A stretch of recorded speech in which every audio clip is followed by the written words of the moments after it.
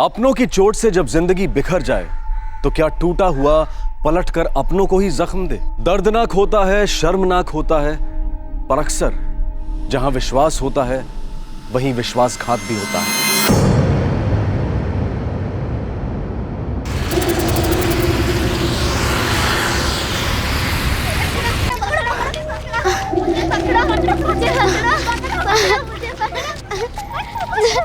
अरे अरे पकड़ लिया, हाँ पकड़ लिया पकड़ लिया। अब तेरी बारी, चल अब तेरी बारी। पकड़ पकड़ पकड़, अरे पकड़ पकड़ पकड़।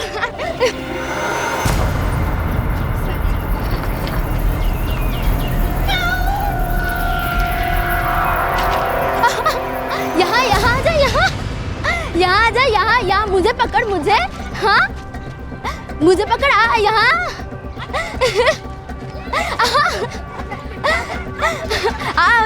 यहाँ पे मुझे पकड़ के दे, मुझे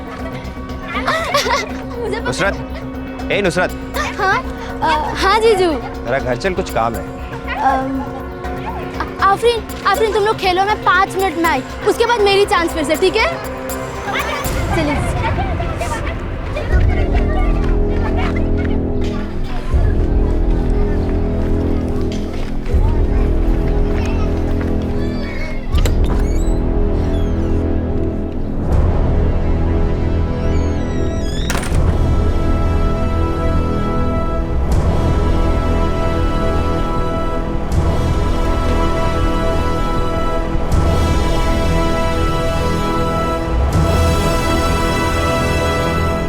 हाँ जीजू, आपको कुछ काम था ना?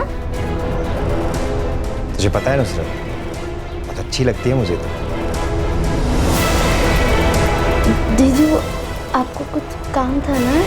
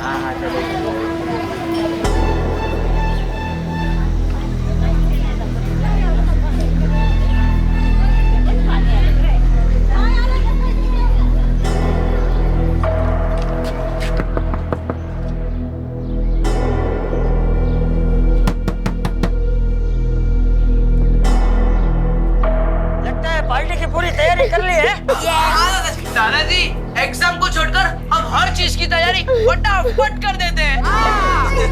ये भाई, जरा धीरे बोल, वो बिल्ली मास्टर सुन लेगा तो अभी होमवर्क दे देगा। क्या हुआ तुझे? रो क्यों रही है? अरे बेटा क्या हुआ? किसी ने कुछ बोला? किसी से झगड़ा हुआ? हाँ हाँ बोल तो सही, क्या हुआ? जीजू ने। जीजू क्या? जीजू क्या?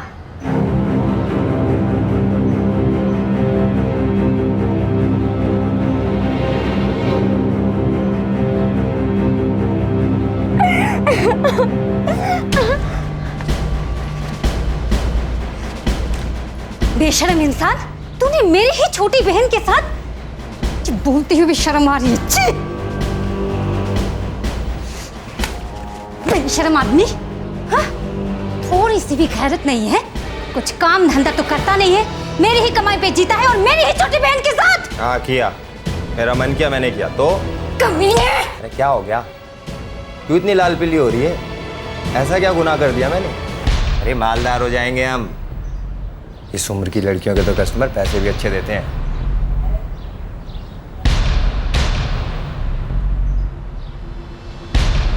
लगा दे उसे भी धंधे पे।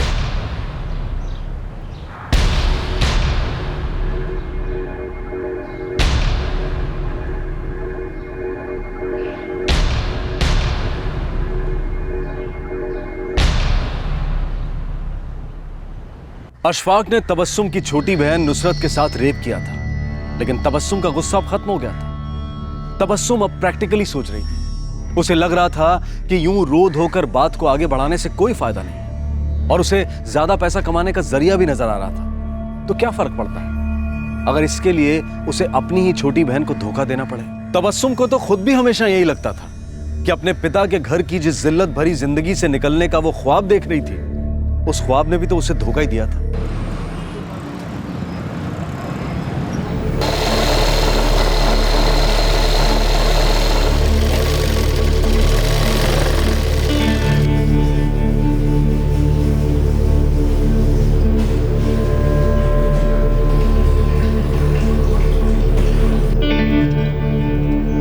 पकड़ पकड़ पकड़ पकड़ पकड़, जल्दी जल्दी जल्दी जल्दी, चलो बड़ी जल्दी, आई आई, भाग भाग भाग। नुसरत स्कूल गई थी? हाँ बाजी। ये स्कूल का तमाशा वमाशा बंद करो, सब पैसे की बर्बादी है। इसको भी कहीं कुछ काम वाम पे लगा दो। हाँ, अगर आप कुछ काम धंधा करते ना अब्बू, तो इस घर में लड़कियों को बाहर जाके काम करने की कोई ज़रूरत नहीं होती, ना मुझे, ना शबनम को और ना ही मुमताज़ को। हम भी अपनी ज़िंदगी का कुछ देख सकते हैं। अभी भी देर नहीं हुई है, ज़रा हाथ पैर हिलाइए। सारा दिन बैठे बैठे तंबाकू घिसते रहते हैं। सब्जी रोटी भी। बाजी, सुना आपके लिए रिश्ता आया है, कोई अशफाक नहीं है? सुना है नासिक में रहता है। नासिक यहाँ से बहुत दूर है ना? बड़ा शहर है, हमारे शहर से तो बहुत बड़ा, मुंबई के पास है। जो भी हो, जैसा भी हो, मैं तो ये निकाह कर लूँगी। कम से कम इस जहन्नुम से तो बाहर निकल पाऊंगी। बाजी, आप हम सब लोगों को छोड़कर चली जाएंगी? एक दिन हम सबको जाना है नुसरत, और ये हम सबके लिए अच्छा है। जितनी जल्दी हो सके यहाँ से निकल जा। अब तो सो जा, ठीक है?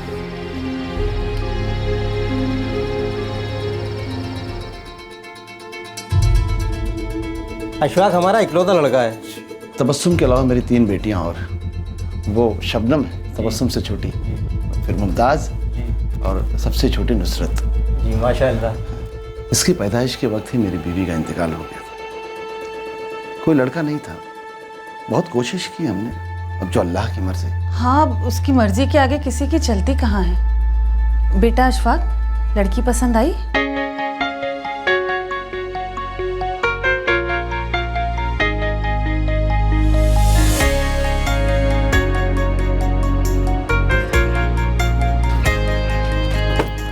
ये हमारा घर है। भाड़े का है। चल।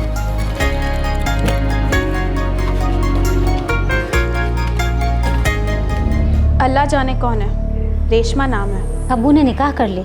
हाँ, हमें तो पता ही नहीं चला। एक दिन उठा लाए घर पर। नुसरत कैसी है? वैसी ही है। मैं नुसरत को अपने साथ ले आऊँगी। मैं नहीं चाहती कि वो ये सब बर्दाश्त करे, बच्ची है वो। हाँ, ले जाओ, मैं और शबनम अपना इंतज़ाम कर लेंगे। वैसे भी लगता है अब शौहर भी खुद ही ढूंढना होगा और निकाह भी खुद ही पढ़वाना होगा। अब्बू ने तो शराब भी पीनी शुरू कर दी है। आधे वक्त तो होश में नहीं रहते, और जब होश आता है तो फिर से शराब उड़ेल लेते हैं। चल रखती हूँ, खुदा हाफिज।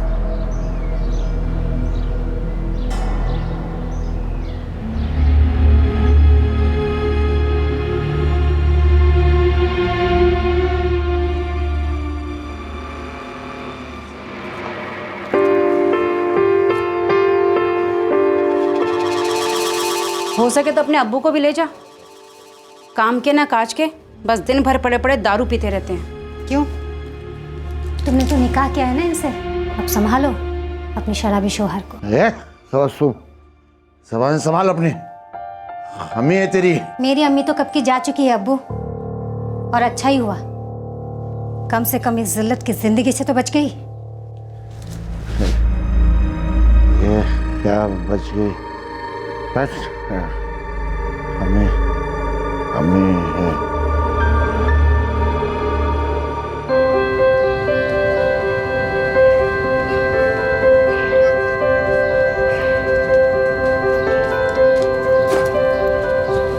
यहाँ बहुत सारे स्कूल हैं, मैं तेरा दाखिला किसी अच्छे से स्कूल में करा दूँगी, ठीक है?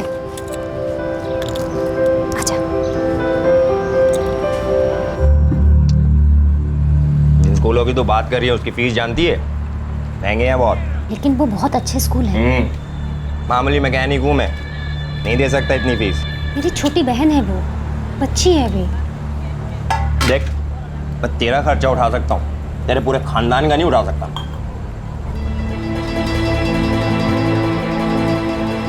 तू खाना खाना, चिंता मत कर। ये जीजू तो ऐसे ही बात करते हैं। मैं तेरा दाखिला एक अच्छे स्कूल में करा दूँ, ठीक है? चल अब खाना खा।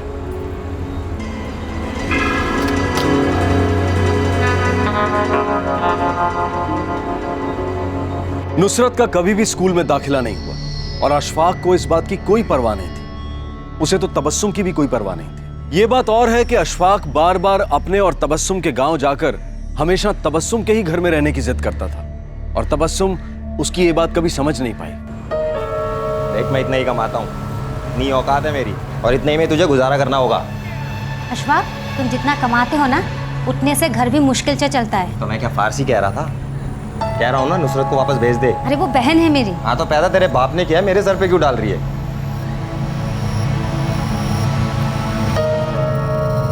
अगले सोमवार हम गांव जा रहे हैं। और हम तुम्हारे घर में रहेंगे? नहीं, तेरे।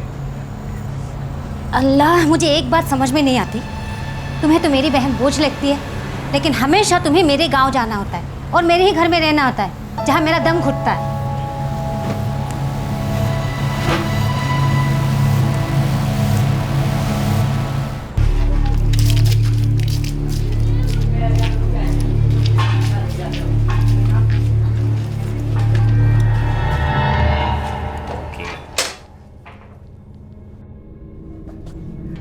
अरे चाय बना कर ला। हम यहाँ 1 हफ्ते के लिए आए थे, लेकिन अब 2 हफ्तों से ज्यादा हो गए। हम नासिक वापस कब जा रहे हैं? सुबह सुबह दिमाग की दही मत कर।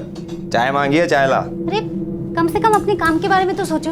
तुम्हारा मालिक इतने दिनों तक तुम्हें ऐसा रहने देगा क्या? मेरा काम है ना, मैं संभाल लूंगा। तुझे जितना बोला है वो कर। जा चाय बना।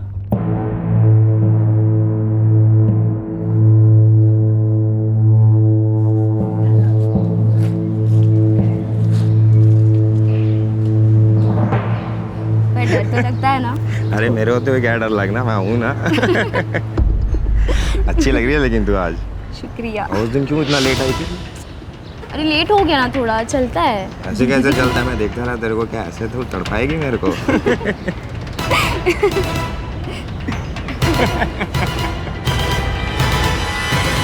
शबनम, तुझे आज काम पर नहीं जाना? वो मैं बस जा ही रही थी, जीजू से थोड़ा बात कर रही थी। अच्छा जीजू, मैं चलती हूँ। अल्लाह हाफ़िज़।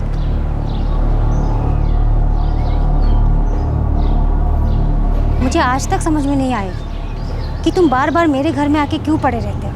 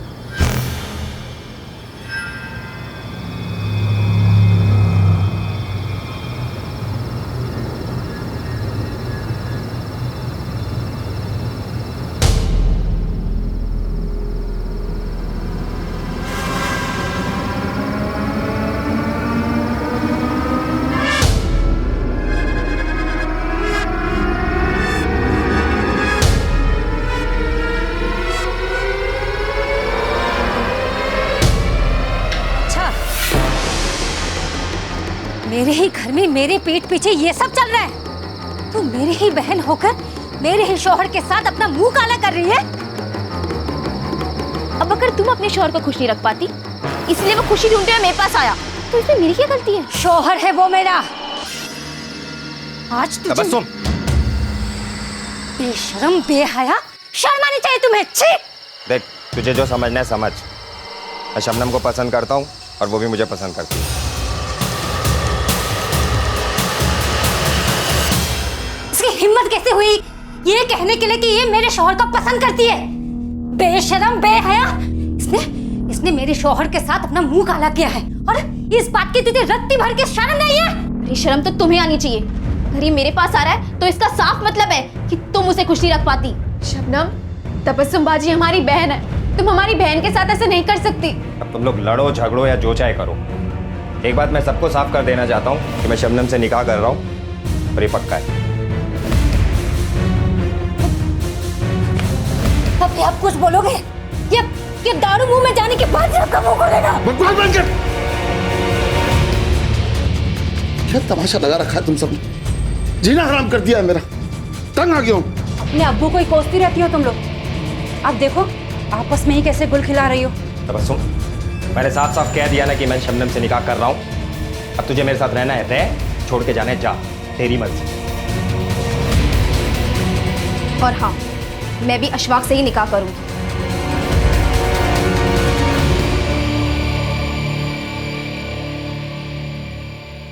उसकी बहन ने उसे धोखा दिया, उसके शौहर ने उसके साथ धोखा किया, लेकिन तबस्सुम अपने अपमान और धोखे के जहर का घूंट पीकर रह गई। उसने अपनी किस्मत के साथ समझौता कर लिया था।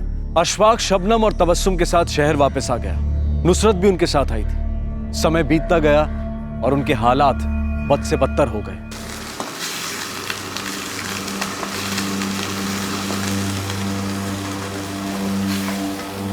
बाजी, मैं स्कूल कब जाऊंगी? पता नहीं नुसरत, मेरे पास अब इतने पैसे नहीं है।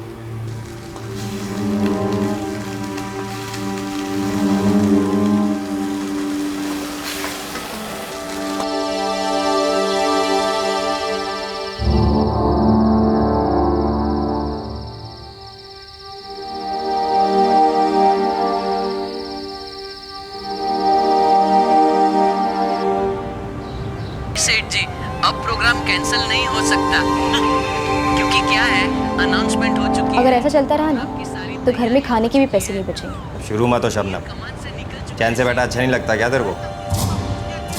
काम पर क्यों नहीं जाते तुम? तू अलग चढ़ रही है तो घर कैसे चलेगा? लेकिन मेरा भेजा फिर गया और गर्म मत कर उसको। हाथ मेरे ठीक से काम नहीं करते हैं, थक गया हूं मैं डॉक्टरों को दिखा दिखा के, और तुम दोनों मुझे लूला बनाने पे तुले बैठे हो। बर्बाद कर दो मेरी जिंदगी दोनों।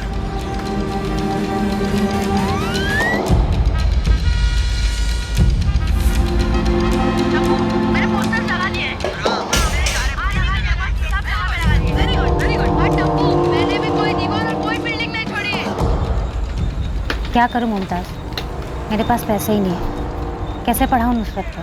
तो नुसरत को साथ ले जाने का क्या फ़ायदा हुआ बाजी? पता नहीं मुमताज, मैंने कभी नहीं सोचा था कि हालत इतनी ख़राब हो जाएगी। शबनम कैसी है बाजी? जहन्नुम में जाए मेरी बला से। मैं उससे बात नहीं करती, काम कर रही होगी कहीं। पता है बाजी, रेशमा इतनी बुरी भी नहीं है, आजकल अच्छे से पेश आती है। हम दोनों अच्छी सहेलियाँ बन गए हैं। अब्बू तो जैसे थे वैसे ही हैं। पता नहीं मुमताज़, मैं किस ज़िंदगी को बेहतर बताऊं, जो परेशानी या जो घुटन मैंने उस घर में महसूस की थी वो, या जो इस घर में महसूस कर रही हूँ। बाजी, आप कोई काम ढूंढ लीजिए ना, अपने साथ साथ आपको नुसरत का भी ख्याल रखना है। हाँ, तू ठीक कह रही है। मैं रखती हूँ, खुदा हाफिज़।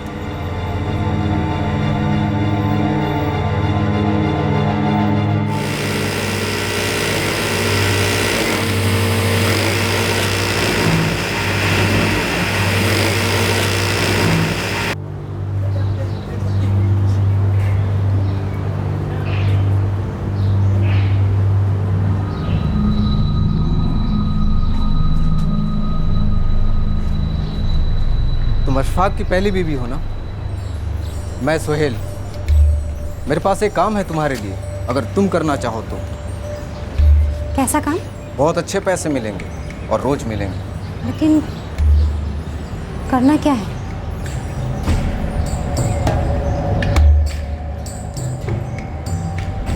क्या कर ले, लेकिन मुझे भी पैसे देती रहना।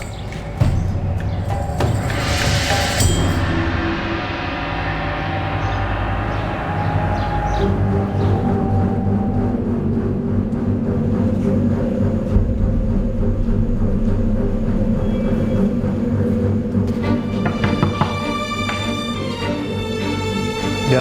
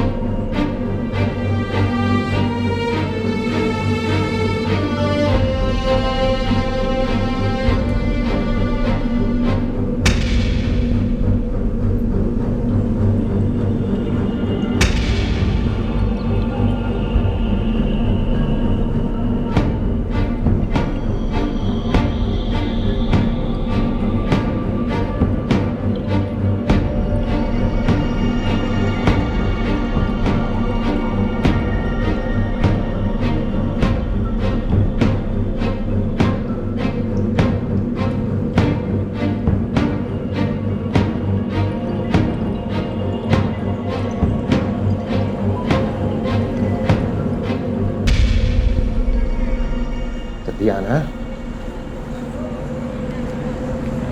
अरे ये तबस्सुम हर दूसरी रात जाती कहाँ है? अरे कहीं नहीं, वो एक घर में खाना बनाने का काम मिला है तो बस रात को खाना बनाने जाती है। छोड़ना उस मनूस को।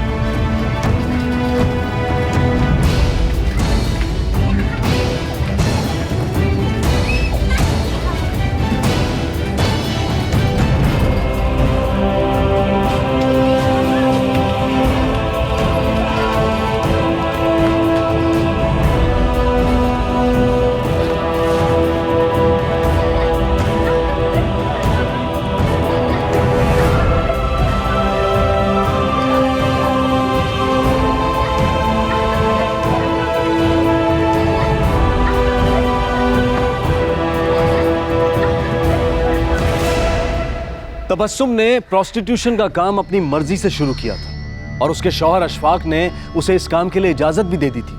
और अब जब तबस्सुम को यह पता चला कि उसके शौहर ने उसकी ही छोटी बहन नुसरत के साथ इतना घिनौना काम किया था, तो अशफाक ने उसके सामने एक बहुत ही घटिया प्रस्ताव रख दिया। अरे मालदार हो जाएंगे हम। इस उम्र की लड़कियों के तो कस्टमर पैसे भी अच्छे देते हैं, लगा दे उसे भी धंधे पे। ज़्यादा सोच मत, ये सोच कि घर में कितने पैसे आएंगे।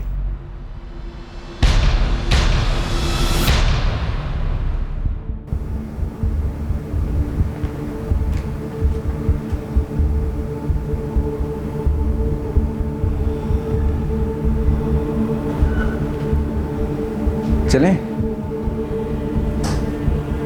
बाजी आपने तो कहा था हम घूमने जाने वाले हैं।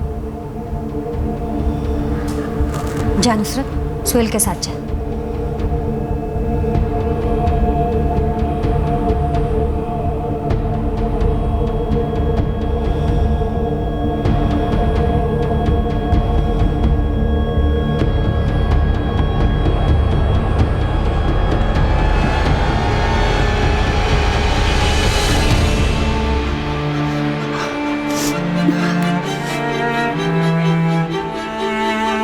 शुरू में थोड़ा दर्द होता है, धीरे धीरे आदत हो जाएगी। बाजी, आपने नुसरत के बारे में क्या सोचा है? इतने साल गुजर गए, आप अभी तक उसे स्कूल में दाखिल नहीं करवा पाए। मैं कुछ करती हूँ मुमताज़, बस थोड़े पैसे जमा कर लूँ। यहाँ सब कुछ बहुत महंगा है शहर में। बस एक बात याद रहे बाजी, नुसरत की ज़िंदगी हमारी तरह नहीं होनी चाहिए। अब्बू तो पढ़ाई की अहमियत कभी नहीं समझे, हमें कभी नहीं पढ़ाया। छोटी सी उम्र में हमें काम पर लगना पड़ा। नुसरत के साथ ऐसा नहीं होना चाहिए। आपको उससे बेहतर ज़िंदगी देनी ही होगी। जानती हूँ मुमताज़।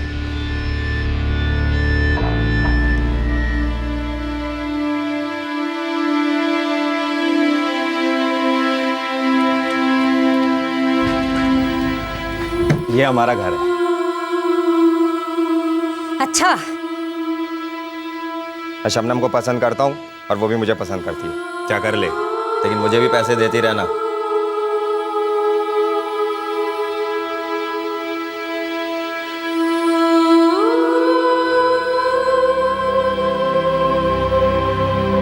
तुम 204 में जाओ, मैं यहीं नुसरत के साथ बैठता हूँ।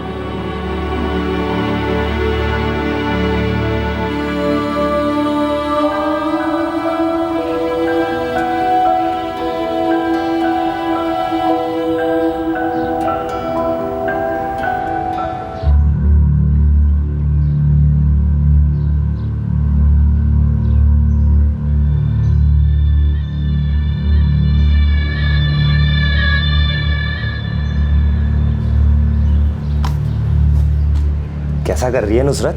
ठीक ही है। एक तो होगी, फिर बड़ी भी लगने लगी है। तबस्सुम, अगर मैं उसके साथ थोड़ा कुछ, जो बुरा तो नहीं लगेगा ना? क्या ऐसे क्या घूर रही है? अब समझती है वो बड़ी हो चुकी है।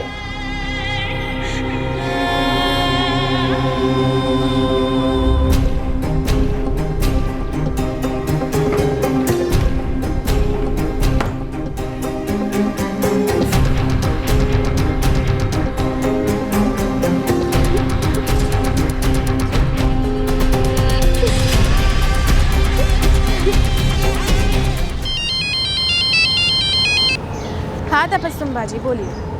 मैं नुसरत बोल रही हूँ बाजी।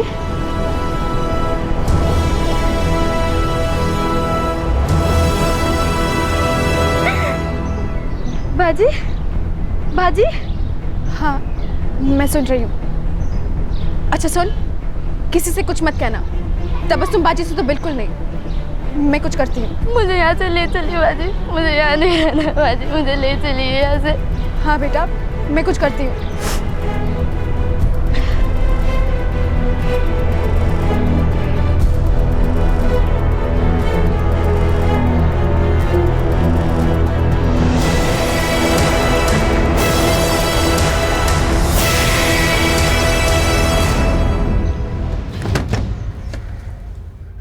अरे मुमताज, आबिद, तुम अक्सर पुणे जाते रहते हो ना? हाँ, मेरे चाचा जान वहाँ रहते, मैं उनके साथ ही काम करता हूँ। पुणे नासिक से कितना दूर है?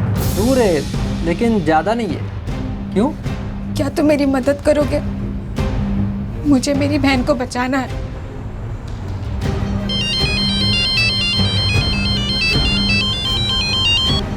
हाँ मुमताज़, बोल। बाजी, नुसरत से बात करा दो, काफ़ी दिनों से उससे बात नहीं हुई है। इधर ही है वो, ये ले तब बात। जी बाजी, मेरी बात गौर से सुन। किसी से कुछ मत कहना और किसी को ये पता मत चलने देना कि मैं क्या बोल रही हूँ। हाँ बाजी।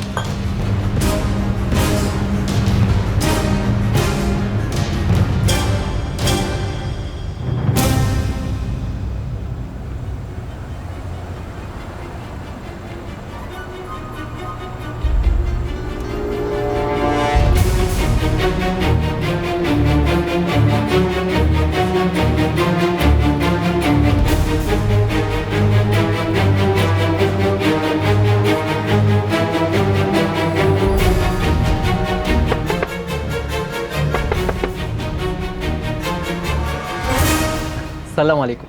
वालेकुम अस्सलाम। पहचाना नहीं? जी, मैं आबिद, तबस्सुम के गांव से। वो जानती है मुझे। ऐसे अचानक से कैसे आना है? तो मैं पुणे में काम करता हूँ, पहली बार नासिक आया हूँ।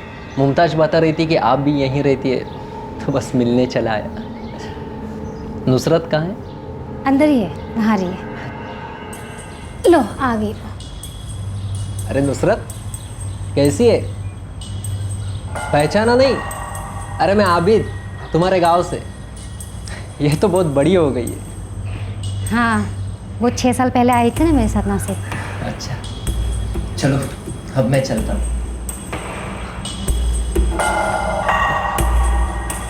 खुदा खुदा हाफिज। अरे मेरा फ़ोन तो अंदर ही रह गया।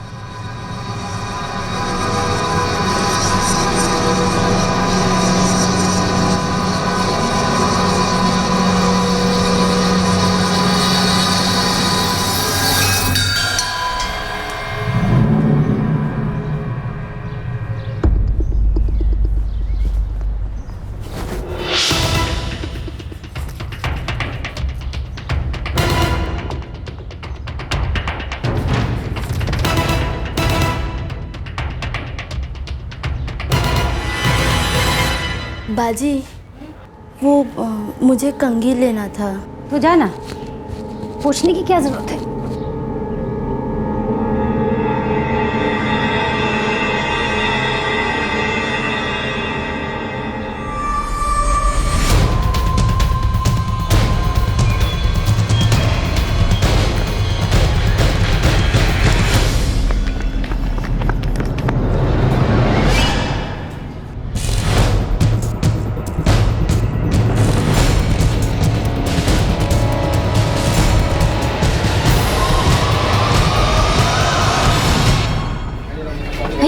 आपने मेरी छोटी बहन नुसरत को देखा है क्या? नहीं, मैंने नहीं देखा। नहीं देखा? 2 घंटे से ज्यादा हो गया। कह के गई थी कि कंघी खरीदने जा रही हूँ। ये बात तो नहीं गई? मुझे भी ऐसा ही लग रहा है। नहीं तो आबिद का ऐसे अचानक आना। कहीं किसी ने उसे भेजा तो नहीं था? नुसरत ने बात की थी किसी से? बाजी, नुसरत से बात करा दो, काफ़ी दिनों से उससे बात नहीं हुई है। मुमताज बता रही थी कि आप भी यहीं रहती है, तो बस मिलने चला आया। मुमताज ने उसे यहाँ भेजा।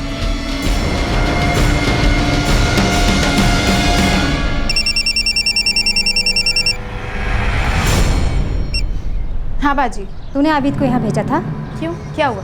मैं तुझसे कुछ पूछ रही हूँ। तूने आबिद को यहाँ भेजा था? हाँ, मैंने ही भेजा था। अब कहाँ है वो दोनों? नुसरत जहाँ भी है आपसे और आपके शौहर के गंदे हाथों से महफूज है। मुमताज, वो दोनों अब कहाँ हैं? बता। क्यों? ताकि आप उसे अपने पास रखने के बहाने फिर से उससे धंधा करवाएं। वही धंधा जो आप करती हैं और चाहती हैं बेचारी वो बच्ची भी करे।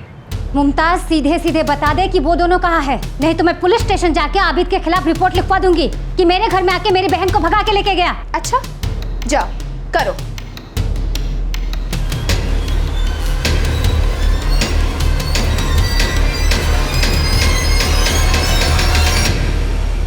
साहब, एक आदमी मेरी छोटी बहन को लेके भाग गया। बच्ची है वो। नाम क्या है उसका?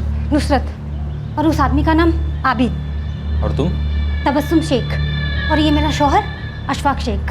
साहब, उस आदमी को इसकी छोटी बहन मुमताज ने भेजा था। वो सुबह घर आया और नुसरत को बहला फुसला कर बाहर बुलाया, फिर साहब लेकर भाग गया उसको। तुम रुको इधर, मैं आकर तुम्हारी शिकायत दर्ज करता हूँ।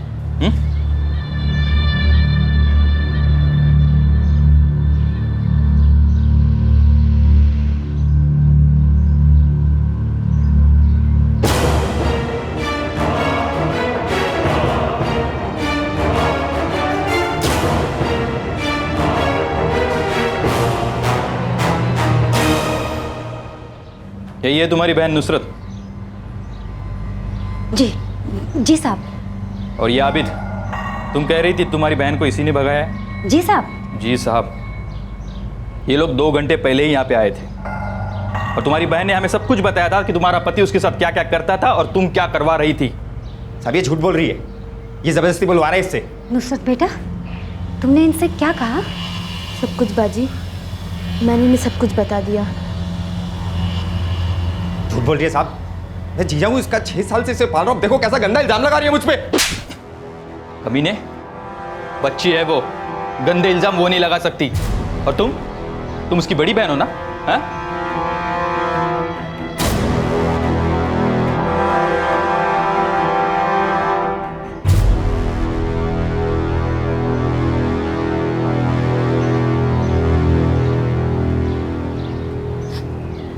तूने एक बार भी मुझे क्यों नहीं बताया?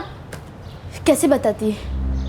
मुझे तो आपसे भी डर लग रहा था कि अगर मैं आपको बताती तो शायद आप भी जीजू के साथ मिल जाती और वो सब कुछ होने देती जो मेरे साथ हो रहा था। मैंने तबस्सुम बाजी पे यकीन किया था।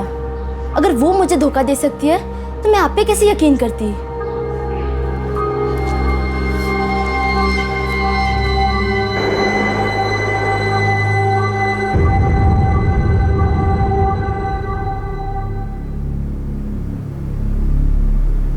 मुझे तुम्हें अपनी बहन बुलाते हुए भी शर्म आ रही है।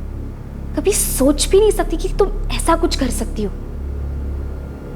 अशफाक ने नुसरत के साथ गंदा काम किया तो उसे रोकने के बजाय तुमने उसे अपनी तरह धंधे पे लगा दिया। छी, मुझे तो सोचते हुए भी शर्म आ रही है।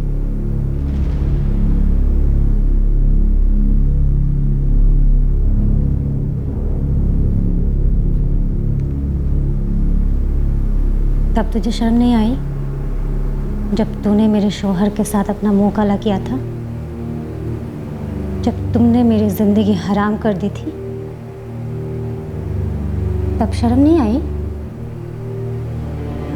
मैंने तो बस एक अच्छी जिंदगी की ख्वाहिश की थी, लेकिन मेरी उम्मीदों ने मुझे धोखा दिया। मेरी अपनी छोटी बहन ने मुझे धोखा दिया, मेरे शौहर ने मुझे धोखा दिया।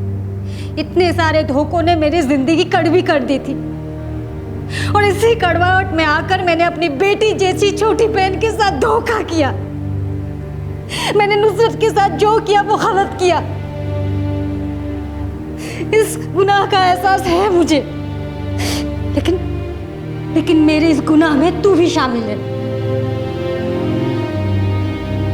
हाँ, आ रही है मुझे शर्म।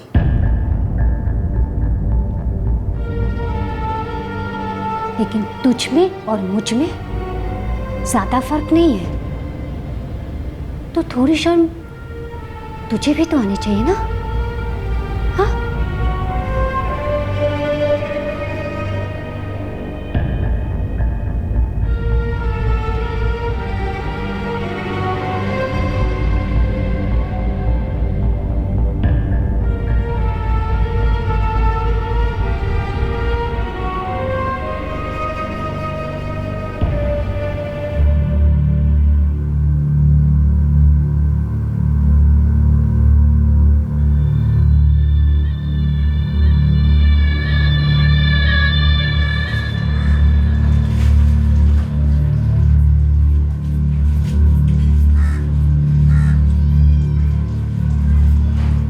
नुसरत, जो कुछ भी हो उसे हम बदल तो नहीं सकते, लेकिन ये उम्मीद ज़रूर कर सकते हैं कि आने वाला कल बेहतर होगा।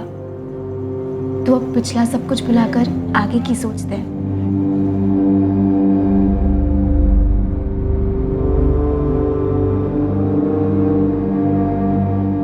नुसरत की मेडिकल रिपोर्ट से यह बात साबित हो गई कि उसे सेक्सुअली असॉल्ट किया गया था। क्योंकि वो माइनर थी, इसलिए शुरू के कुछ दिनों तक उसकी देखरेख चाइल्ड केयर कमेटी ने की और फिर उसे मुमताज को सौंप दिया गया। नुसरत अपने गांव लौट आई है। अशफाक और तबस्सुम को गिरफ्तार कर उन पर आईपीसी की धारा 376 रेप के लिए और आईपीसी की धारा 34 लगाई गई है। केस की जांच करने पर पता चला कि शबनम का इस सब में कोई हाथ नहीं था।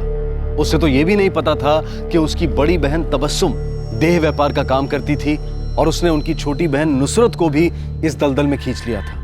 अपनों से धोखा मिलने के बाद तबस्सुम को पूरा हक था कि वो शबनम से नाराज हो जाए, लेकिन उसे इस बात का कोई हक नहीं था कि वो अपनी छोटी बहन नुसरत की जिंदगी बर्बाद कर दे, और वो भी ये जानने के बाद कि उसके पति अशफाक ने उसकी छोटी बहन के साथ कितनी घिनौनी हरकत की थी। शबनम और तबस्सुम ने बहन के रिश्ते की मर्यादा को चोट पहुंचाई थी, इस रिश्ते को धोखा दिया था। बाहर वालों से लड़ने की हिम्मत तो इंसान फिर भी जुटा लेता है, लेकिन जब कोई गुनाह घर के अंदर होता है तो उसके खिलाफ आवाज उठाना आसान नहीं होता। ऐसे में पीड़ित ना सिर्फ जिस्मानी तौर पर दर्द बर्दाश्त करता है, बल्कि इमोशनली भी उसे एक बहुत बड़े ट्रॉमा से गुजरना पड़ता है। क्योंकि दर्द सिर्फ उस गुनाह का नहीं होता जो उसके साथ हुआ है, बल्कि इस बात का भी होता है कि उसके साथ गलत करने वाला इंसान वो था जिस पर उसने दुनिया में सबसे ज्यादा विश्वास किया था। अक्सर जहां विश्वास होता है वहीं विश्वासघात भी होता है। देखते हैं हमारे आज के एपिसोड की दूसरी कहानी।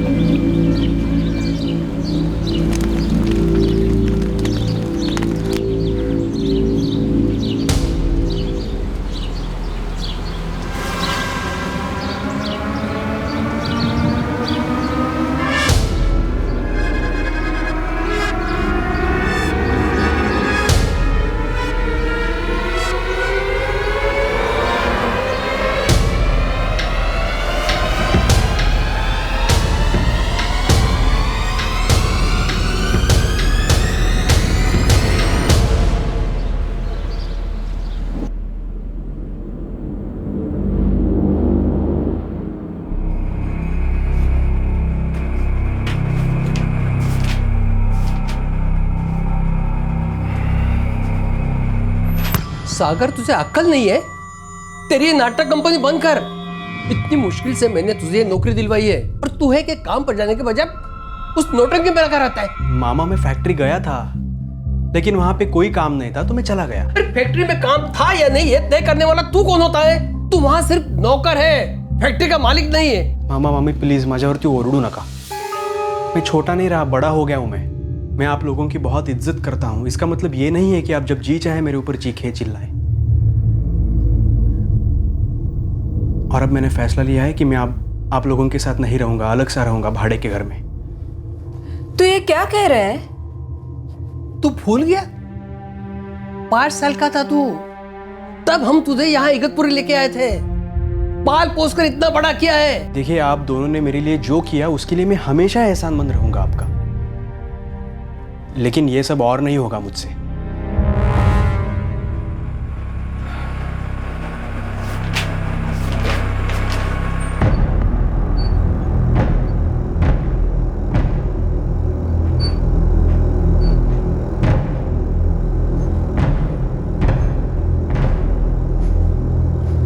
भाऊ, मी जरा चहा पिऊन येतो।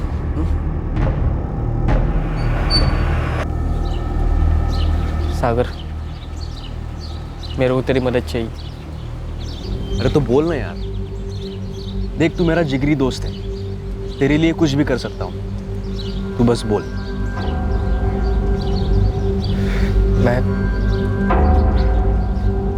मैं आई को मारना चाहता हूं। योगेश, तू पागल हो गया है? कैसी बहकी बहकी बातें कर रहा है तू? अरे वो आई है तेरी, और मैंने भी उन्हें हमेशा आई ही माना है। अरे वो प्यार करती है तुझसे, किसी और को भी बहुत प्यार करती है। नहीं, इतने साल हो गए बाबा को गया, आई का लफड़ा चल रहा है किसी के साथ। मैं दिन भर काम के लिए बाहर घूमता रहता हूँ और घर पे जाओ तो ये ताने मारने को बैठ जाता हूँ। वो चाहती ही नहीं है कि मैं घर पे रहूँ। अरे मैं घर पे नहीं रहूँगा तभी तो वो उसे बुला सकेगी ना। मेरा दिमाग खराब हो रहा है यार। तू मेरी मदद करेगा कि नहीं?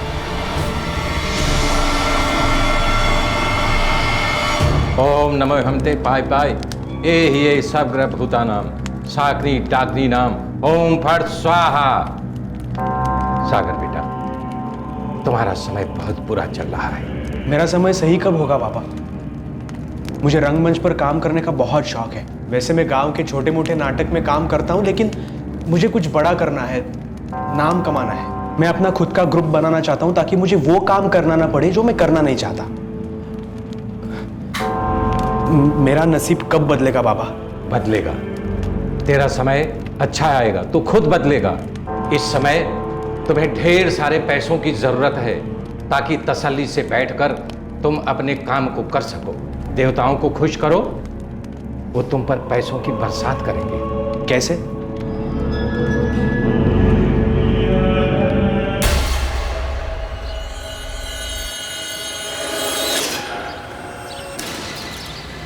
ठीक है।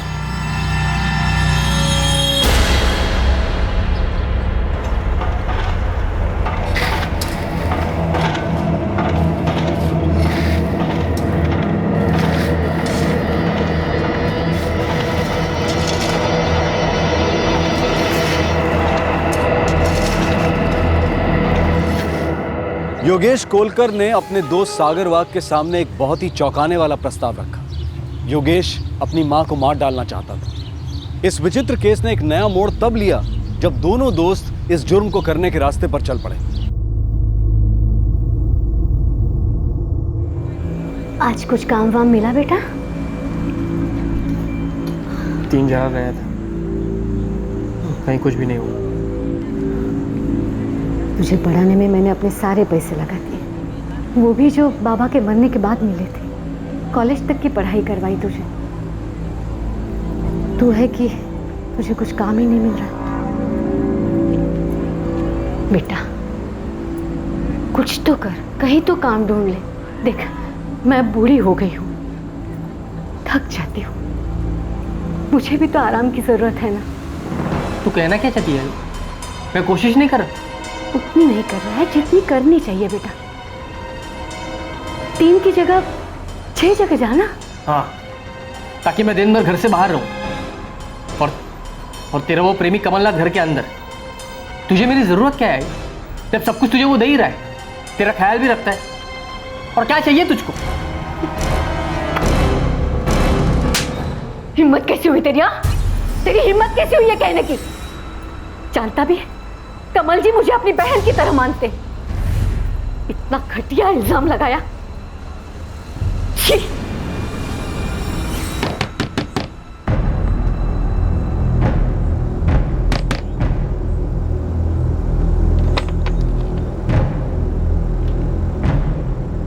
नमस्ते आई। नमस्ते बेटा। अपनी दोस्त को भी थोड़ी सी अक्ल दे दे, दिमाग सड़ गया इसका। चल सागर, बाहर चलते हैं। चल।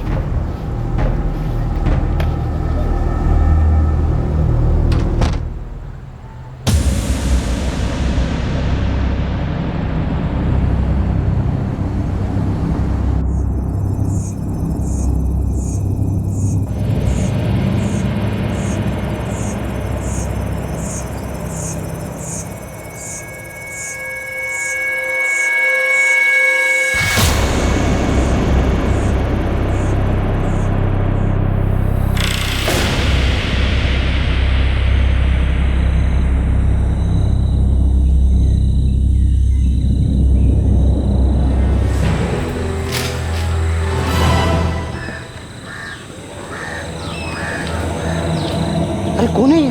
देखो देखो। अरे पर ये अपने गांव की तो नहीं लग रही है। कौन है? कौन? सर, आसपास कोई हथियार या वैसी कोई भी चीज नहीं मिली। साहब, ये औरत हमारे गांव की नहीं है। आप शिवगोरी गांव में पता कीजिए। मला असं वाटतंय मैंने इसे वहां कहीं देखा था।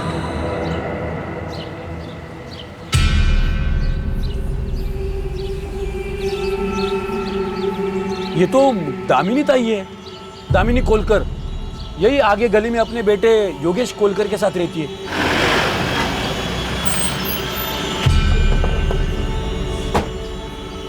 दामिनी कोलकर यही रहती है? हो साहेब। उनका बेटा योगेश कहाँ है? काय झालं साहेब? हमें दामिनी कोलकर की लाश मिली है। यही है वो? हो साहेब, ये तो दामिनी ताई है, लेकिन ये तो कल अपने बेटे के पास नासिक जाने को निकली थी। कल 12 तारीख को? हो साहेब। ताई किधर जा रही है? आगे नासिक जा रही हूँ। योगेश को नौकरी मिली है वहाँ, भाड़े पे घर भी लिया है, बुलाया है मुझे। अरे वाह, ये तो बहुत अच्छी खबर सुनाई। चल ये देर हो रही है। हाँ, आपको पता है योगेश नासिक में कहाँ काम करता है? माहिती नहीं साहेब, पर मेरे को इतना मालूम है कि उसको अभी अभी नौकरी लगी थी। पर दामिनी ताई के साथ ऐसा सब हो गया, किसने मारा होगा साहब?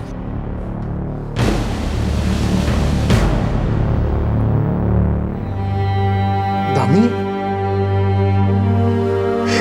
दामिनी,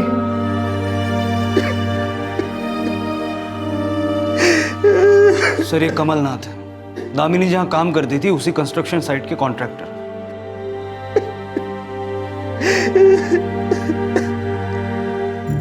हाँ साहब, दामिनी अपने बेटे को मिलने नासिक जाने वाली थी, इसलिए वो शायद कल दोपहर को ही घर से निकली होगी। ये दामिनी कल दोपहर को मिली थी आपसे? नहीं साहब, दामिनी कल सुबह करीब 10 साढ़े 10 बजे मेरे पास आई थी और उसने कहा कि उसके बेटे को नासिक में नौकरी मिल गई है और ये वहाँ जाने वाली है। दामिनी के बेटे का कोई कांटेक्ट नंबर है आपके पास, मोबाइल या और कुछ? नंबर है। नंबर दीजिए।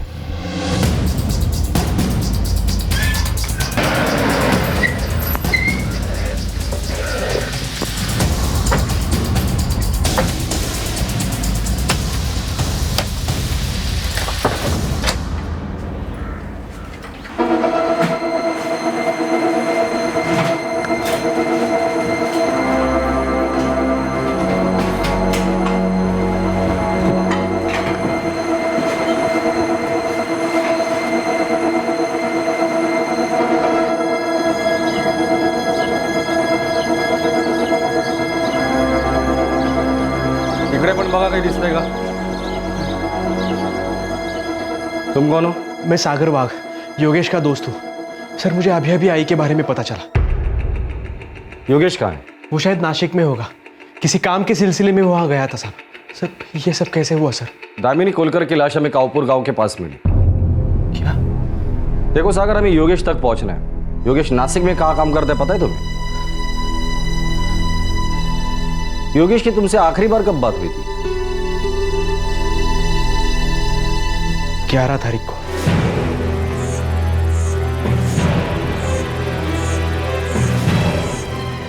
नहीं, योगेश ऐसा नहीं कर सकता, नहीं कर सकता। सागर वाघ, योगेश का दोस्त, जिसे योगेश ने यह बताया था कि वो अपनी मां का कत्ल करना चाहता है और उसने योगेश को इस काम में साथ देने का वादा भी किया था। वो दोस्त ये सुनकर पूरी तरह से टूट गया कि दामिनी अब इस दुनिया में नहीं है और उसकी किसी ने हत्या कर दी है। तो आखिर इस बीच ऐसा क्या हुआ था? सागर, के योगेश ही अपनी मां का खून करके फरार हो गया है? नहीं सर, योगेश ऐसा नहीं कर सकता। सर, योगेश के फोन की लास्ट लोकेशन निदालतुरी गांव के पास है, 12 तारीख। निदालतुरी का? ये कावपुर के आगे वाला गांव है जो नासिक जाने के रास्ते पर पड़ता है। सब। और 13 तारीख को ही दामिनी की लाश हमें कावपुर गांव के पास मिली थी।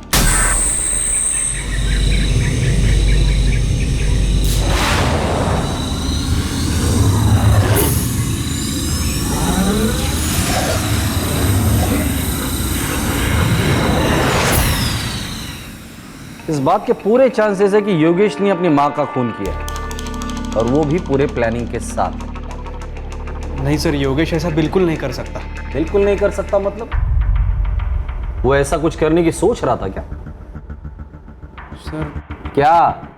तो योगेश क्या करना चाहता था? सर मैंने उसे कहा था कि वो ऐसा कुछ करने की सोचे भी ना, और वो मेरी बात मान गया था सर।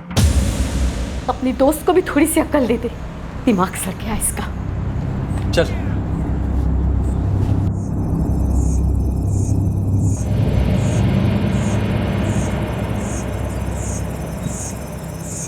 यार तेरी आई तेरे लिए परेशान है और इसीलिए वो तेरे पीछे पड़ी रहती है। बेकार में पता नहीं क्या क्या सोचता रहता है। क्या बेकार में सोचता हूँ मैं? वही जो उसके और कमलनाथ के बीच चल रहा है। कमलनाथ और दामिनी, ऐसा क्या था इन दोनों के बीच? सर योगेश के बाबा मतलब आई के पति एक कंस्ट्रक्शन साइट पे काम किया करते थे। 15 साल पहले एक एक्सीडेंट में उनकी मौत हो गई और फिर उसी कंस्ट्रक्शन साइट पे आई ने उनकी जगह ले ली। आई और कमलनाथ जी के बीच काफी नजदीकी रिश्ता था, पर योगेश हमेशा यही मानता था कि उन दोनों के बीच कुछ लफड़ा चल रहा है। लेकिन मैं दावे के साथ कह सकता हूँ साहब, ये गलत है। योगेश काफी परेशान था, वो ग्रेजुएट था, उसे नौकरी नहीं मिल रही थी और इसीलिए आई उसे ताने देती रहती थी। इसलिए वो अपने आई का खून करना चाहता था? सर मैंने उसे समझाया था कि वो ऐसा कुछ नहीं करेगा। उसने मेरी बात मान ली थी सर। वो अपने आई का खून करना चाहता था, हाँ या ना? मैंने उसे समझाया था सर, उसने ऐसा नहीं किया होगा। योगेश तेरी आई मेरी आई जैसी है, मैंने हमेशा उन्हें अपनी आई माना है। देख अपने मन में ऐसी चीजों को घर मत बनाने दे। जरा सोच, अरे कितनी मुश्किलों से पाला है उन्होंने तुझे। योगेश तू किस्मत वाला है कि तुझे ऐसी आई मिली है, नहीं तो मैं।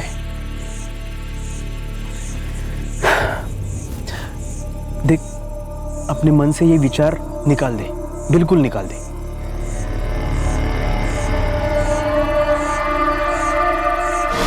सर योगेश ने अपने मन से उस बात को निकाल दिया था सर। लेकिन उसके आई का तो मर्डर हो गया। नहीं योगेश ऐसा नहीं कर सकता सर। तो फिर कौन कर सकता है? वो मुझे पता नहीं सर।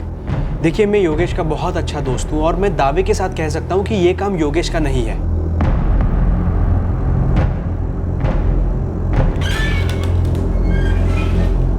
इस सागर का मोबाइल सर्वेलेंस पे डाल दो। ये किसे फोन करता है, इसको किसका फोन आता है, सारे डिटेल्स मुझे चाहिए। जरूर ये अपने दोस्त को बचाने की कोशिश कर रहा है। सर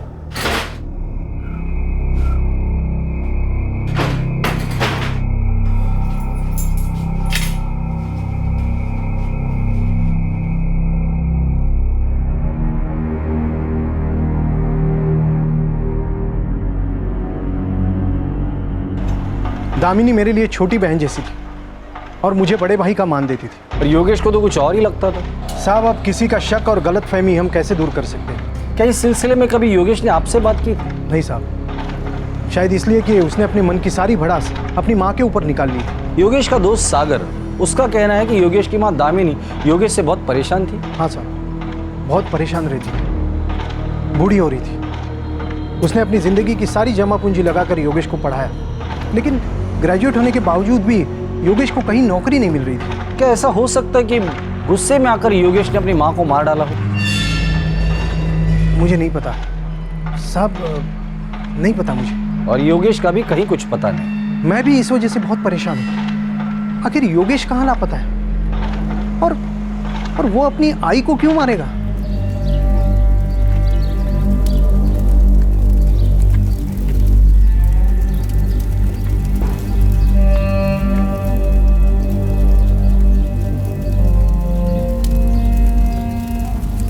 देख सागर, अगर तुझे पता है तेरा दोस्त योगेश कहाँ है और उसी ने ये सब कुछ किया है तो तू पुलिस को सब सच सच बता दे।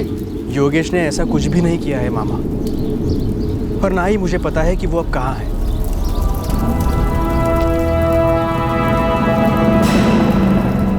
तीन दिन बीत गए थे लेकिन अब तक योगेश का कोई सुराग नहीं मिला था। क्या सागर जानता था कि योगेश कहाँ है? क्या सब कुछ वैसा हुआ था जैसा उन लोगों ने प्लान किया था, या फिर प्लान में कुछ फेरबदल किया गया था? और फिर पुलिस के सामने कुछ ऐसा आया जिसने इस केस की इन्वेस्टिगेशन को एक नई दिशा दे दी। सर आज 16 तारीख है, दामिनी कोलकर की लाश को मिले हुए 3 दिन बीत चुके हैं। हम सागर के फोन को ट्रैक कर रहे हैं लेकिन उसकी योगेश से कोई भी बात नहीं हुई। क्या सागर सच कह रहा है कि योगेश इसमें इन्वॉल्व नहीं है? हो सकता है सर, मैंने दामिनी की मौत के पहले के ही योगेश के सारे कॉल्स ट्रेस किए और एक बहुत ही चौंकाने वाली बात सामने आई है। क्या? सर हम उसकी पड़ोसन रसिका और उस कॉन्ट्रैक्टर कमलनाथ की माने तो दामिनी अपने घर से नासिक जाने के लिए निकली थी, अपने बेटे योगेश के पास, जिसे वहाँ नौकरी मिली थी। ताई किधर जा रही है? आगे नासिक जा रही हूँ। योगेश को नौकरी मिली है वहाँ। लेकिन सर 11 तारीख से 13 तारीख तक जब हमें दामिनी की बॉडी मिली, इस दौरान दामिनी और योगेश के बीच फोन पर कुछ भी बात नहीं हुई थी। फिर दामिनी को कैसे पता चला कि योगेश को नासिक में नौकरी मिली है? हाँ सर, मुझे मालूम था कि उसे नासिक में नौकरी मिलने वाली थी। कैसे? योगेश की दामिनी से कोई भी बात नहीं हुई थी और योगेश के कॉल रिकॉर्ड में तुम्हारा भी नंबर नहीं। इसका मतलब तुम्हारी भी उससे बात नहीं हुई थी। योगेश का फोन 12 तारीख से बंद है और 13 तारीख को हमें दामिनी की लाश मिली। सर 11 तारीख की रात में उसने मुझे बताया था। उसका और उसकी आई का झगड़ा हुआ था तो हम घर से बाहर गए थे, तब उसने मुझे बात बताई थी। सागर, मुझे नासिक में नौकरी लग गई। अरे ये तो बहुत ही अच्छी बात है योगेश। हाँ यार, कल ही मुझे वहाँ जाना होगा। वहाँ जाके सब इंतज़ाम कर दूंगा, फिर आई को भी वहाँ बुला लूँगा। लगता है अब सब कुछ ठीक हो जाएगा। तुम दोनों के लिए ये बहुत ही अच्छा होगा। उसने आई को उसी रात बताया होगा, वरना आई को कैसे पता चलता? 12 और 13 तारीख को तुम कहाँ थे? इगतपुरी गया था साहब, मेरे नाटक का एक शो था, मगर वो शो हुआ नहीं क्योंकि बुकिंग ही नहीं हुई। नाटक? जी हाँ, मैं गांव के एक नाटक ग्रुप में काम करता हूँ सर। मैं 13 तारीख की सुबह ही आया और आते ही मुझे आई के बारे में पता चला और मैं भागा भागा वहाँ चला गया। 11, 12, 13। 11 तारीख को रात को योगेश तुम्हें बताता है कि उसे नासिक में नौकरी मिल गई। 12 तारीख को शायद वो नासिक गया होगा। फिर उसने अपना फोन निदालतुरी जंगल में क्यों स्विच ऑफ किया? 13 तारीख को हमें दामिनी की लाश मिलती है, जिसका खून 12 तारीख को दोपहर को ही हुआ है। कहीं कुछ तो छूट रहा है। 12 तारीख को योगेश नासिक जाता है और उसी दिन उसकी आई भी नासिक जाती है, पर दोनों साथ नहीं जाते और फिर दामिनी का मर्डर हो जाता है। पता नहीं सर। ये बात तो साफ है कि 12 तारीख को योगेश शेवबोरी गांव में था, अपने घर में, क्योंकि सुबह 9:30 बजे उसने 2 SMS किए हैं, दोनों अलग नंबर पर, जिसमें से एक नंबर सुधीर दरेकर का है और एक किसी राजमाने का। ये सुधीर दरेकर और राजमाने कौन है? सर ये हमारे ही गांव के हैं, योगेश के दोस्त हैं। सुधीर इगतपुरी के पास किसी होटल में काम करता है।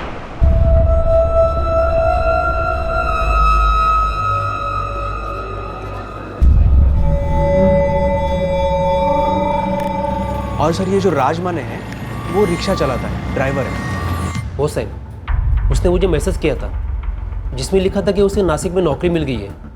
मुझे भी यही मैसेज किया था और मैसेज करके मैंने उसे बधाई भी दी थी। जी मैंने भी।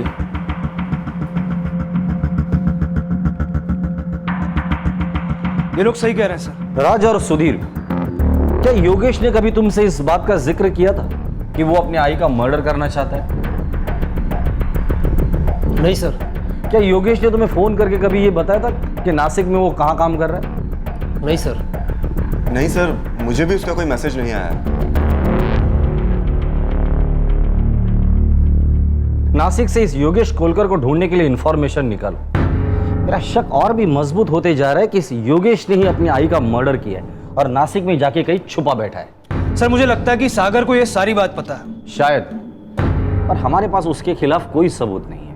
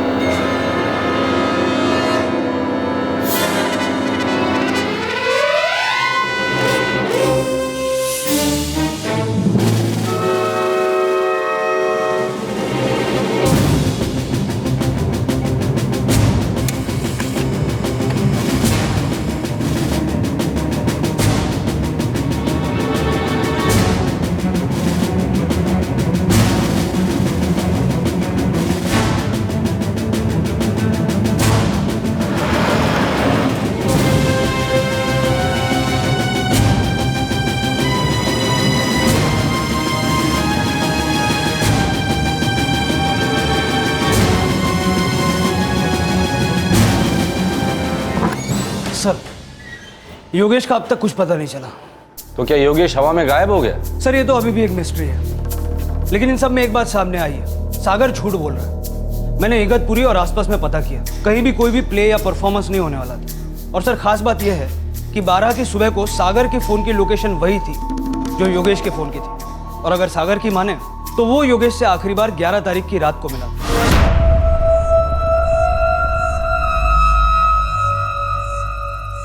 वो झूठ बोल रहा है सर, उसे पता था कि योगेश क्या कर रहा था। 12 तारीख को सागर के फोन की लोकेशन योगेश के घर की थी, उसी वक्त जिस वक्त उसने सुधीर दरेकर और राज माने को एसएमएस किया था।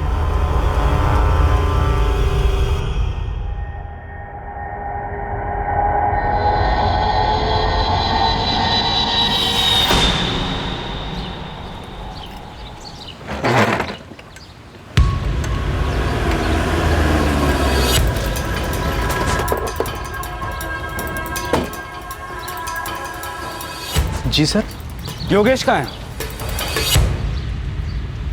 हम अच्छी तरीके से जानते हैं कि यह सारा प्लान योगेश का था और हो सकता है कि शायद तुम भी उसमें शामिल हो, क्योंकि योगेश ने सुबह जब अपने दो दोस्तों को एसएमएस भेजा था, मुझे नासिक में नौकरी मिल गई है, तुम भी वहां थे। योगेश का तो नासिक में कोई आता पता ही नहीं है। योगेश को नासिक में नौकरी मिल गई है एक झूठ था अपनी मां को गुमराह करने के लिए, ताकि उसे वो वहां बुलाकर मार सके। क्यों, सच है नहीं? सर मैं इस बारे में कुछ नहीं जानता सर। देख सागर, हम लोग अच्छी तरीके से जानते हैं कि योगेश कहां छिपा है, ये सिर्फ तुम जानते हो। सीधे सीधे बता दो, वरना हम हमारी तरीके से उगलवा लेंगे। देखिए, अभी इस वक्त वो कहाँ है मैं नहीं बता सकता, लेकिन वो 13 तारीख की रात में मेरे घर आया था सर। मतलब अपनी माँ का खून करने के एक दिन बाद? जी।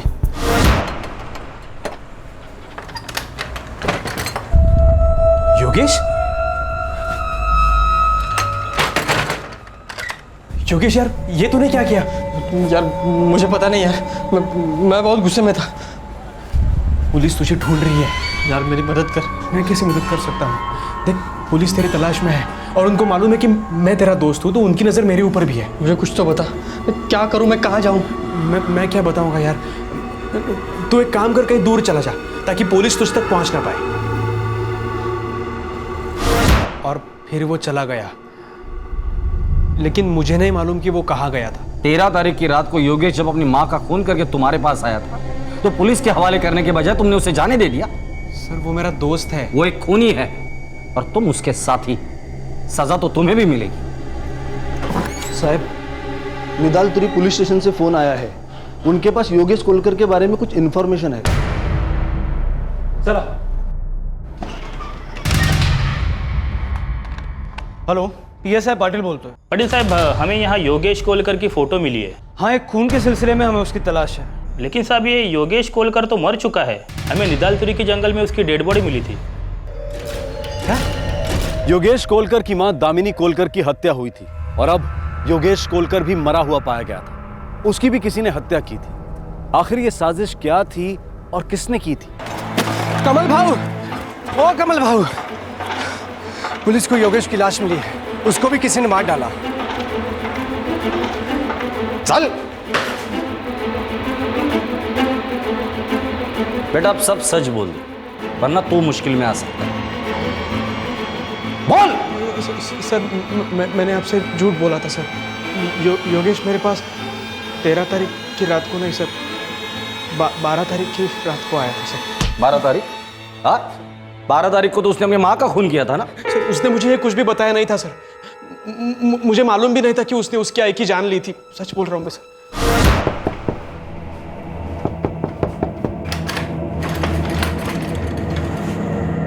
मैं आई से परेशान हो गया हूँ यार।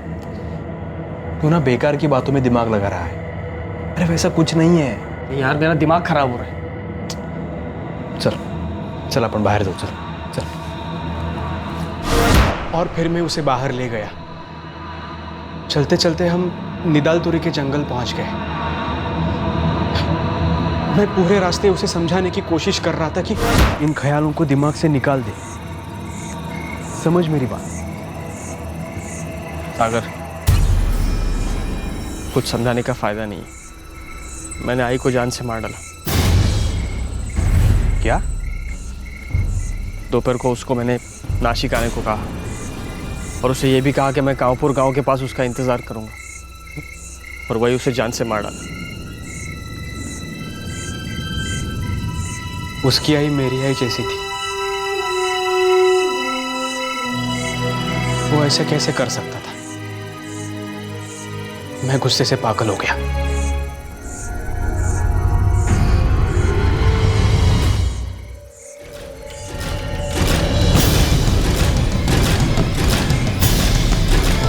मैंने योगेश को मार डाला क्योंकि उसने अपनी आई की जान ली थी। वो मेरी भी आई थी सर। तुमने योगेश को 12 तारीख की रात को मारा और तुम्हें पहले से ही पता था कि योगेश ने अपनी आई का खून किया है। सागर, तुमने पुलिस को इन्फॉर्म क्यों नहीं किया? मैं गुस्से से पागल हो गया था सर। योगेश की बात सुनकर मैं अपने आप पर काबू नहीं कर पाया। और इतने दिनों से तुम हमें गुमराह कर रहे थे।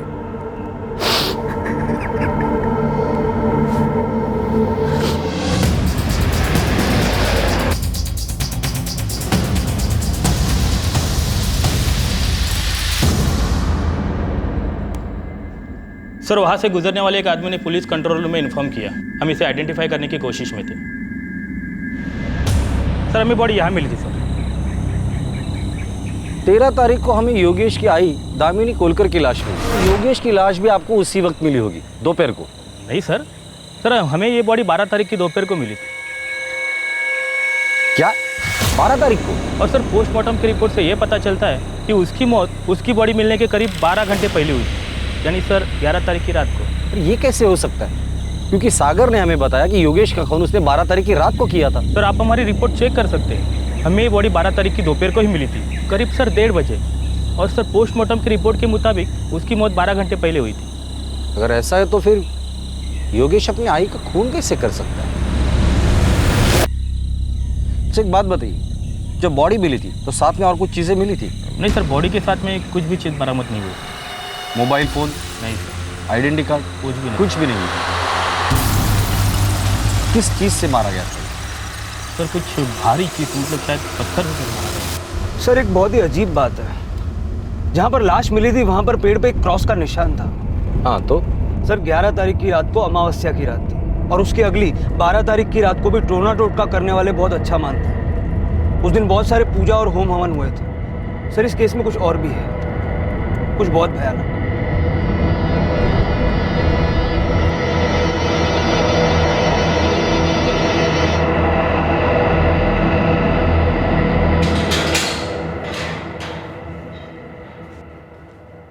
कहानी सुनाने का बहुत शौक है ना तुझे, पर अब कहानी नहीं सुनूंगा, सिर्फ सच सुनूंगा। योगेश का खून 12 तारीख को नहीं 11 तारीख की रात को हुआ था और योगेश की आई का खून 12 तारीख के दोपहर को हुआ था। तो योगेश अपनी आई का खून कर ही नहीं सकता। देख सागर, अब सिर्फ सच बोलना, वरना तेरी वो हालत करके रखूंगा कि कुछ बोलने के लायक ही नहीं रहेगा तू। ओम नमो हमते पाय पाय ये सब ग्रह भूतानाम साकनी डाकनी नाम ओम फट स्वाहा। सागर बेटा, तुम्हारा समय बहुत बुरा चल रहा है। देवताओं को खुश करो, वो तुम पर पैसों की बरसात करेंगे। कैसे? बलिदान। बलिदान। कैसा बलिदान बाबा? इस महीने की 11 और 12 तारीख की रात्रि पवित्र रात्रि है।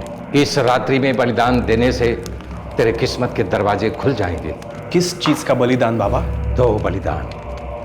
तुम जहां बलिदान दोगे वहीं तुम्हें पैसा मिलेगा और पैसों का पता भी वहीं होगा। सर, मैं बहुत डरा हुआ था सर, लेकिन बाबा ने कहा था कि पैसों की बारिश होगी। इतने पैसे मिलेंगे कि मैं मेरे सारे सपने पूरे कर सकूंगा। पहले तो मैंने सोचा कि मैं अपने मामा मामी को मार डालूं, लेकिन तभी योगेश मेरे पास आया सर। मैं आई को मारना चाहता हूं। मेरे सामने मेरा दोस्त खड़ा था और वो मुझसे एक ऐसे काम में मदद मांग रहा था जो मैं खुद करना चाहता था। वो 11 तारीख की रात थी, बहुत ही पवित्र रात। योगेश अपनी आई की वजह से बहुत परेशान था। अगर समझ में नहीं आ रहा क्या, बहुत परेशान हो गया। चल शांति से बात करते हैं। चल। हम चलते चलते निदालतुरी के जंगल पहुंच गए। समझ में नहीं आ रहा ये सब क्या हो रहा है। कुछ भी हो यार, वो मेरी आई है और मैं ये भी जानता हूँ कि वो बस मेरा भला चाहती है। मैं भी कितना घटिया इंसान हूँ, अपनी आई पर शक किए, उसको मारने का मन बनाया, जबकि उसने मुझे बड़ा करने के लिए, पालने के लिए कितना कुछ सहा है। गलती हो गई यार मुझसे, सच में बहुत बड़ी गलती हो गई। योगेश पछता रहा था, लेकिन इस बात का मुझ पर कोई असर नहीं हुआ। मेरे दिमाग में तो कुछ और ही चल रहा था। मैं आई से माफी मांगना चाहता हूँ यार। चल यार। सागर! क्या कह रहा है तू? वो रात में नासिक चला भी गया? हाँ आई, उसको फोन आया कि उसे नासिक में नौकरी मिल गई है, तो उसी वक्त चला गया और उसने मुझे कहा आपको लेकर आओ, इसीलिए तो मैं आया हूँ। देवाचीज कृपा रे बाबा, जो उसे नौकरी मिल गई। आज मैं अपने बेटे के लिए बहुत खुश हूँ। मैंने तो हमेशा भगवान से उसके लिए अच्छी जिंदगी मांगी है। उसे नौकरी मिल गई, सब ठीक हो गया। आई जल्दी से भी अपना सामान बांध लो, मैं घरी जाऊँ नहीं तो फिर हम चलेंगे। ठीक है, अभी तैयार होती हूँ। मैंने योगेश के फ़ोन से राज और सुधीर को एसएमएस किया और उसका फ़ोन स्विच ऑफ कर दिया। उसके बाद मैं अपने घर चला गया। आई 12:30 के लगभग मेरे घर आई और फिर हम निकल गए। बेटा नासिक के लिए तो हमें हाईवे से बस मिल जाती, ये रास्ते से क्यों जा रहे हैं हम? आई कावपुर में मेरा एक काम है, हम वहीं से बस ले लेंगे और ये रास्ता हमें कावपुर जल्दी पहुंचाएगा। आराम मत, सावकाश। आई बहुत थक गई होगी, तू बैठ जा यहाँ पे। हाँ बाबा। आई को देवा।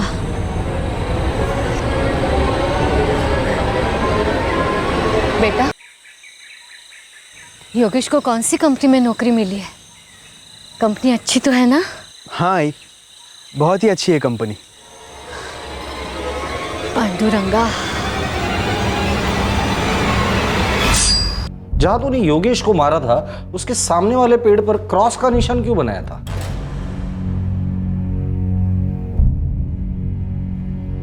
उस जगह पे निशान बनाना, अगली रात तुझे वहां से खजाना मिलेगा, वहां से इतनी दौलत मिलेगी कि तू सोच भी नहीं सकता।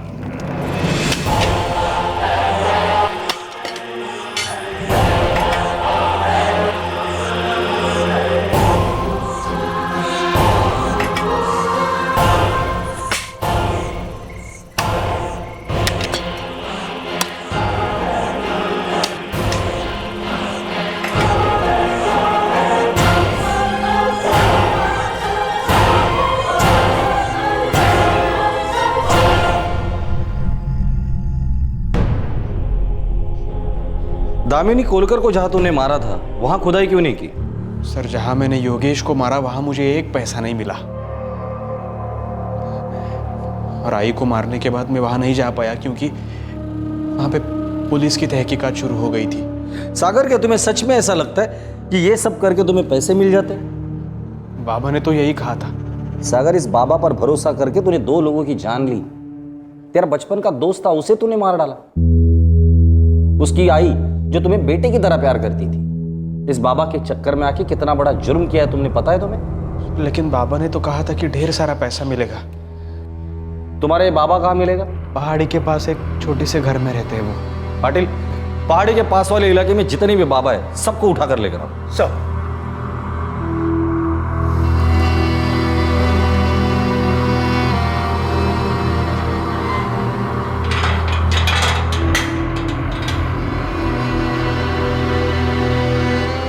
बहुत सारे बाबाओं को पुलिस स्टेशन में राउंड अप किया गया, लेकिन वो बाबा पुलिस के हाथ नहीं लगा जिसने सागर को ऐसा घिनौना अपराध करने के लिए उकसाया था।